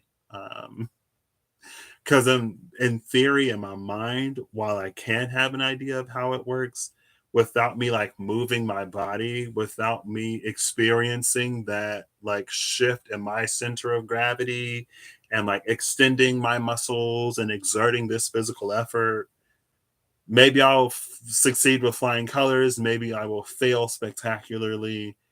That's not the point. The outcome isn't the point. The point is us feeling like we have a certain amount of knowledge to do something successfully. It's the four, it's not the 10. Is it completely wrong? No. Is it completely right? Who knows? We have the heart and the solar plexus. I love the heart and the heart, the solar plexus with the four of zones is this energy of the heart being in the right place. The intentions are good, but you know what they say, where good intentions help, where that it paid. So you'll thrive in a zombie apocalypse. I would never make that. That would be an extremely bold claim for me to make. I might do better than I think in a zombie apocalypse because I don't expect to make it out for longer than, if I make it a whole day in a zombie apocalypse, I have far exceeded what I thought would happen. My theory is if it happens, I already lost. Just get it over with. Anyway, um, the sacral, the solar plexus, the heart, in that four of zones is very like, I feel like it could read as foolish from the outside. It can read as optimistic thinking from the outside. It kind of like feels like good intentions, like the best of intentions. And then is this no, that's Aries. I was going to say, and then the magician is here. Then it's Aries and oh well, it was Aries and the Lovers. Now it's Aries and the Hangman because I fumbled the dice when I picked it up. Don't fumble the dice. It's Aries and the Lovers. The Lovers is associated to Gemini. What?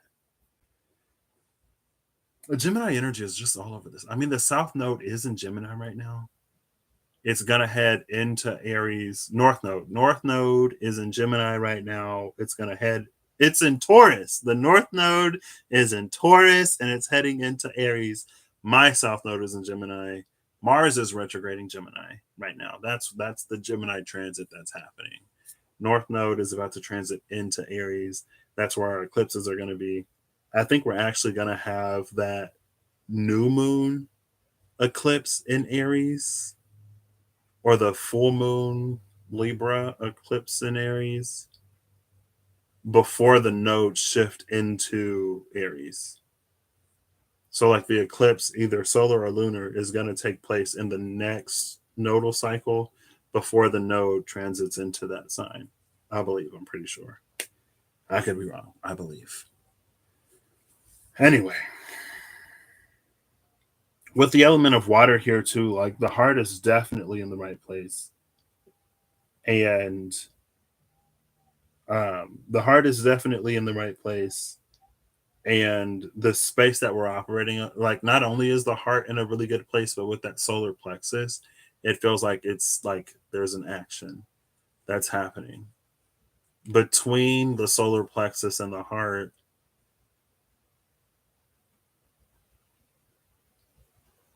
It can be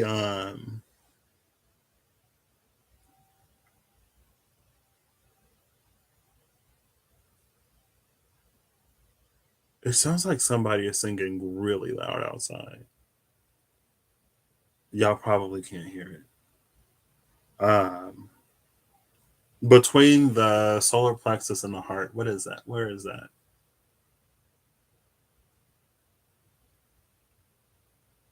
I want to say it's like seeking fulfillment, or it's doing something that makes one feel fulfilled.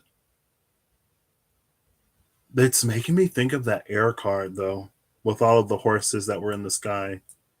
Um, is that it? Aries, the lovers. With Aries and the lovers, I also so like Aries and the lovers, there's this like it feels like there's this internal alignment that's happening. It's like seeing the brighter side of every situation. iCarly, no. I watched like the first two episodes of iCarly on my flight home. Of like the new iCarly on my flight home. It's fine. I know you'll see somehow the world will change for me and be so wonderful. You know what I mean? Live life, breathe air. I know somehow we're gonna get there. Um, but there's like this really gorgeous alignment that's sort of happening. Like the intentions are good, the heart is in the right place with the solar plexus, and like the lovers is here, which affirms that like the heart is in the right place in the element of water, coming from a place of love, which is what that Knight of Swords was talking about, coming from a place of love. And then with the solar plexus and this Aries energy, it's like it's doing something. And the action taken produces a light.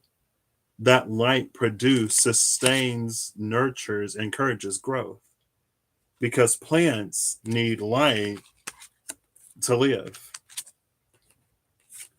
Not only do plants need light to live, but because plants need light, and because on planet Earth, photosynthetic organisms are the basis of the food chain, because they in turn nurture and sustain and provide for everything else, the entire ecosystem is based on this light. And it feels like this light is the light that is produced in this solar plexus Aries coming from the heart with that lover's energy. With the four of zones, maybe it's not for us to be so fixated on the outcome. Because when it comes to Earth, when it comes to other people, when it comes to ourselves, there are so many factors that we can't account for. And maybe it's this like, we know what we know, and we can only make choices and decisions based off of what we know. And they do say that the road to hell is paved with good intentions, but it's like it goes back to that Knight of Swords energy. If something is said or done out of love, like that's the best that we can hope for. We don't know the things that we don't know. We can't possibly hope to imagine and understand things that are far outside of our realm of understanding. And I wouldn't necessarily say it's for us to. Sometimes we do something out of love for someone. Can they receive it or not? That's on them. It's not our job to determine and dictate like who is ready to receive it and who isn't. If your spirit is telling you, if the divine is telling you to do this out of love or do that out of love, that's all you got to worry about. Whether it's received or not, that's not on you. And obviously, it's like, we don't necessarily want to go around making other people's choices and decisions for them. We don't necessarily want to have this attitude that we know what's better and good for other people than they know what's like good for themselves, because we don't know all the factors that go into them making the choices and decisions that they make. We don't know, and it's not for us to know. You know what I mean? Like that we can't possibly know any of those things that we don't know. But it feels like the light that we give off is the nutrients. It's like the plants in our life can turn our light into something that provides sustenance. Not always for us. Sometimes it provides sustenance for somebody else or something else, but we in turn will be sustained by the love and light of the universe. And sometimes the love and the light of the universe comes through in a charitable donation from somebody, or it comes through in us getting an opportunity that is like out of the blue or whatever, right? It can come back to us in mysterious ways, and it isn't necessarily for us to be so, well, what do I get out of it? You know what I mean? Because we'll get whatever we're supposed to get, just like whoever will receive whatever they're supposed to receive from us. You know what I mean? It's a really beautiful, I'm going to say, twist of fate or turn in fate or a new cycle, new chapter. I don't know. That's just what these hunks of stamped metal are leading me to say to you. It's all for real. I'm telling you just how I feel. Oh no, not iCarly.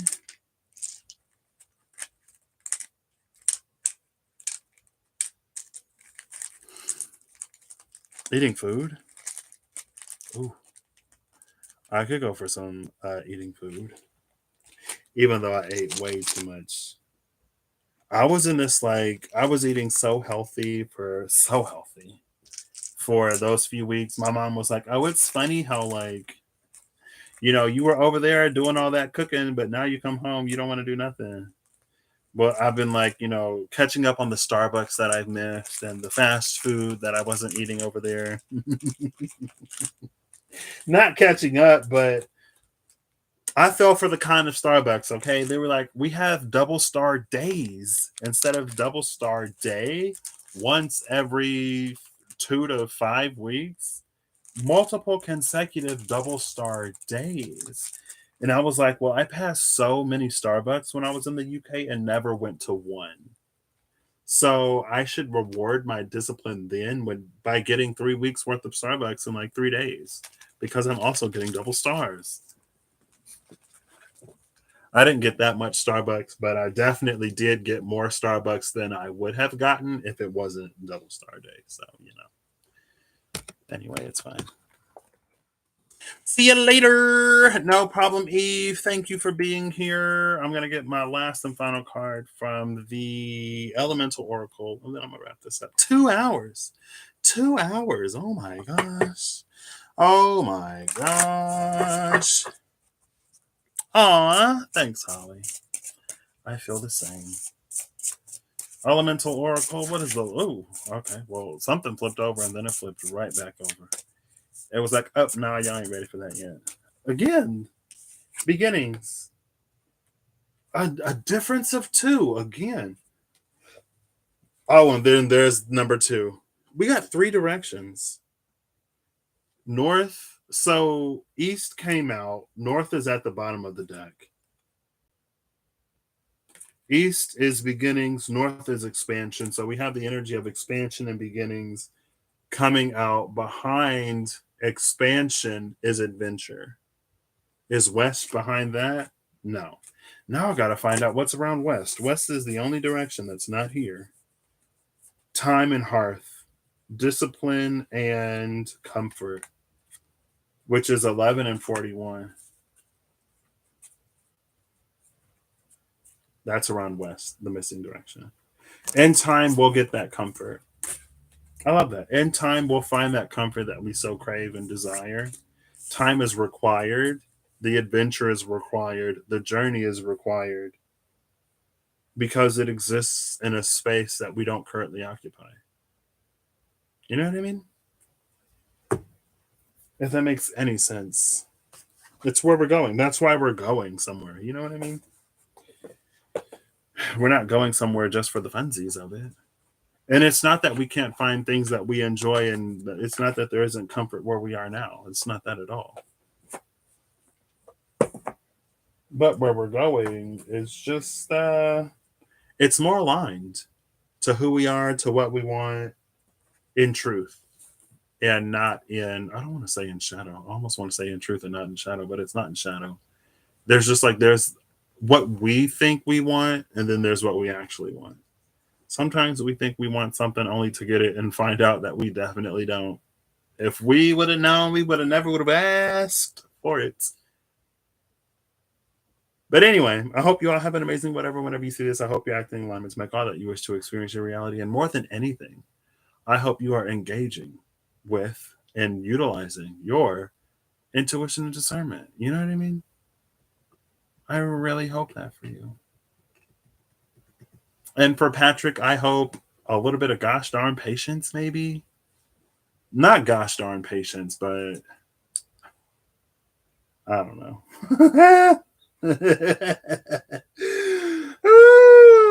Because sometimes I can get real impatient only to face something that I'm not even ready for. I feel like that kind of happened a little bit, but I was shown in this very like enlightening and almost semi roundabout way. You know what I mean? Cue all of the realizations that I had like in the beginning of my stay in the UK. When I'm like, I'm asking for all these things that I don't even want to have to receive.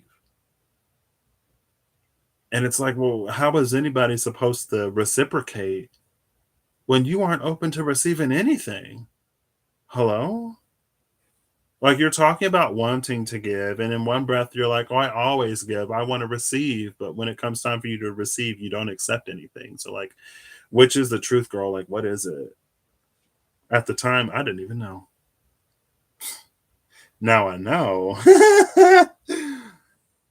And that opened up a whole new opportunity to explore the energy of reciprocity even more from a understanding and perspective that honestly I wasn't necessarily open to at previous points in my life, um, but that I've grown into being able to like listen in these conversations rather than to just like speak and think. You know what I mean? There was a whole lot of thinking and a whole lot of like internal speaking when I was listening. So even if I wasn't like speaking out loud when I was hearing, I would be speaking to myself like, yeah, okay, whatever. Oh, that's what you think this is? And it's like, get over yourself. I'm like, fine, I get it. I'll get over me. Fine. No problem. I'm glad you enjoyed it. If you enjoyed it, you know, I don't want to assume you enjoyed it. I mean, you said thank you, so I'll say you're welcome. And until then, I will catch you all next time. So, and having a bidet, it really does. Honestly, my life changed in a way that I didn't fully appreciate when I was there. But now that I am back, I'm investing. The whole house is getting a treat. And that's me being the empress and giving back to like my local. Like I'm just playing out this metaphor for you. Thanks, Holly, for bringing this to my attention. I'm playing like because of my experience overseas. Now I get to bring the wonderful revelation and realization of the bidet to my home, and now everyone will know. But it's not going to be the bidet that I was used to over there. Oh no, because Princess Cushy Tushy needs better than what I had. So we're going all the way, I guess, apparently. And if you don't know who Princess Cushy Tushy is, then I'll give you two guesses, even though you probably only need one.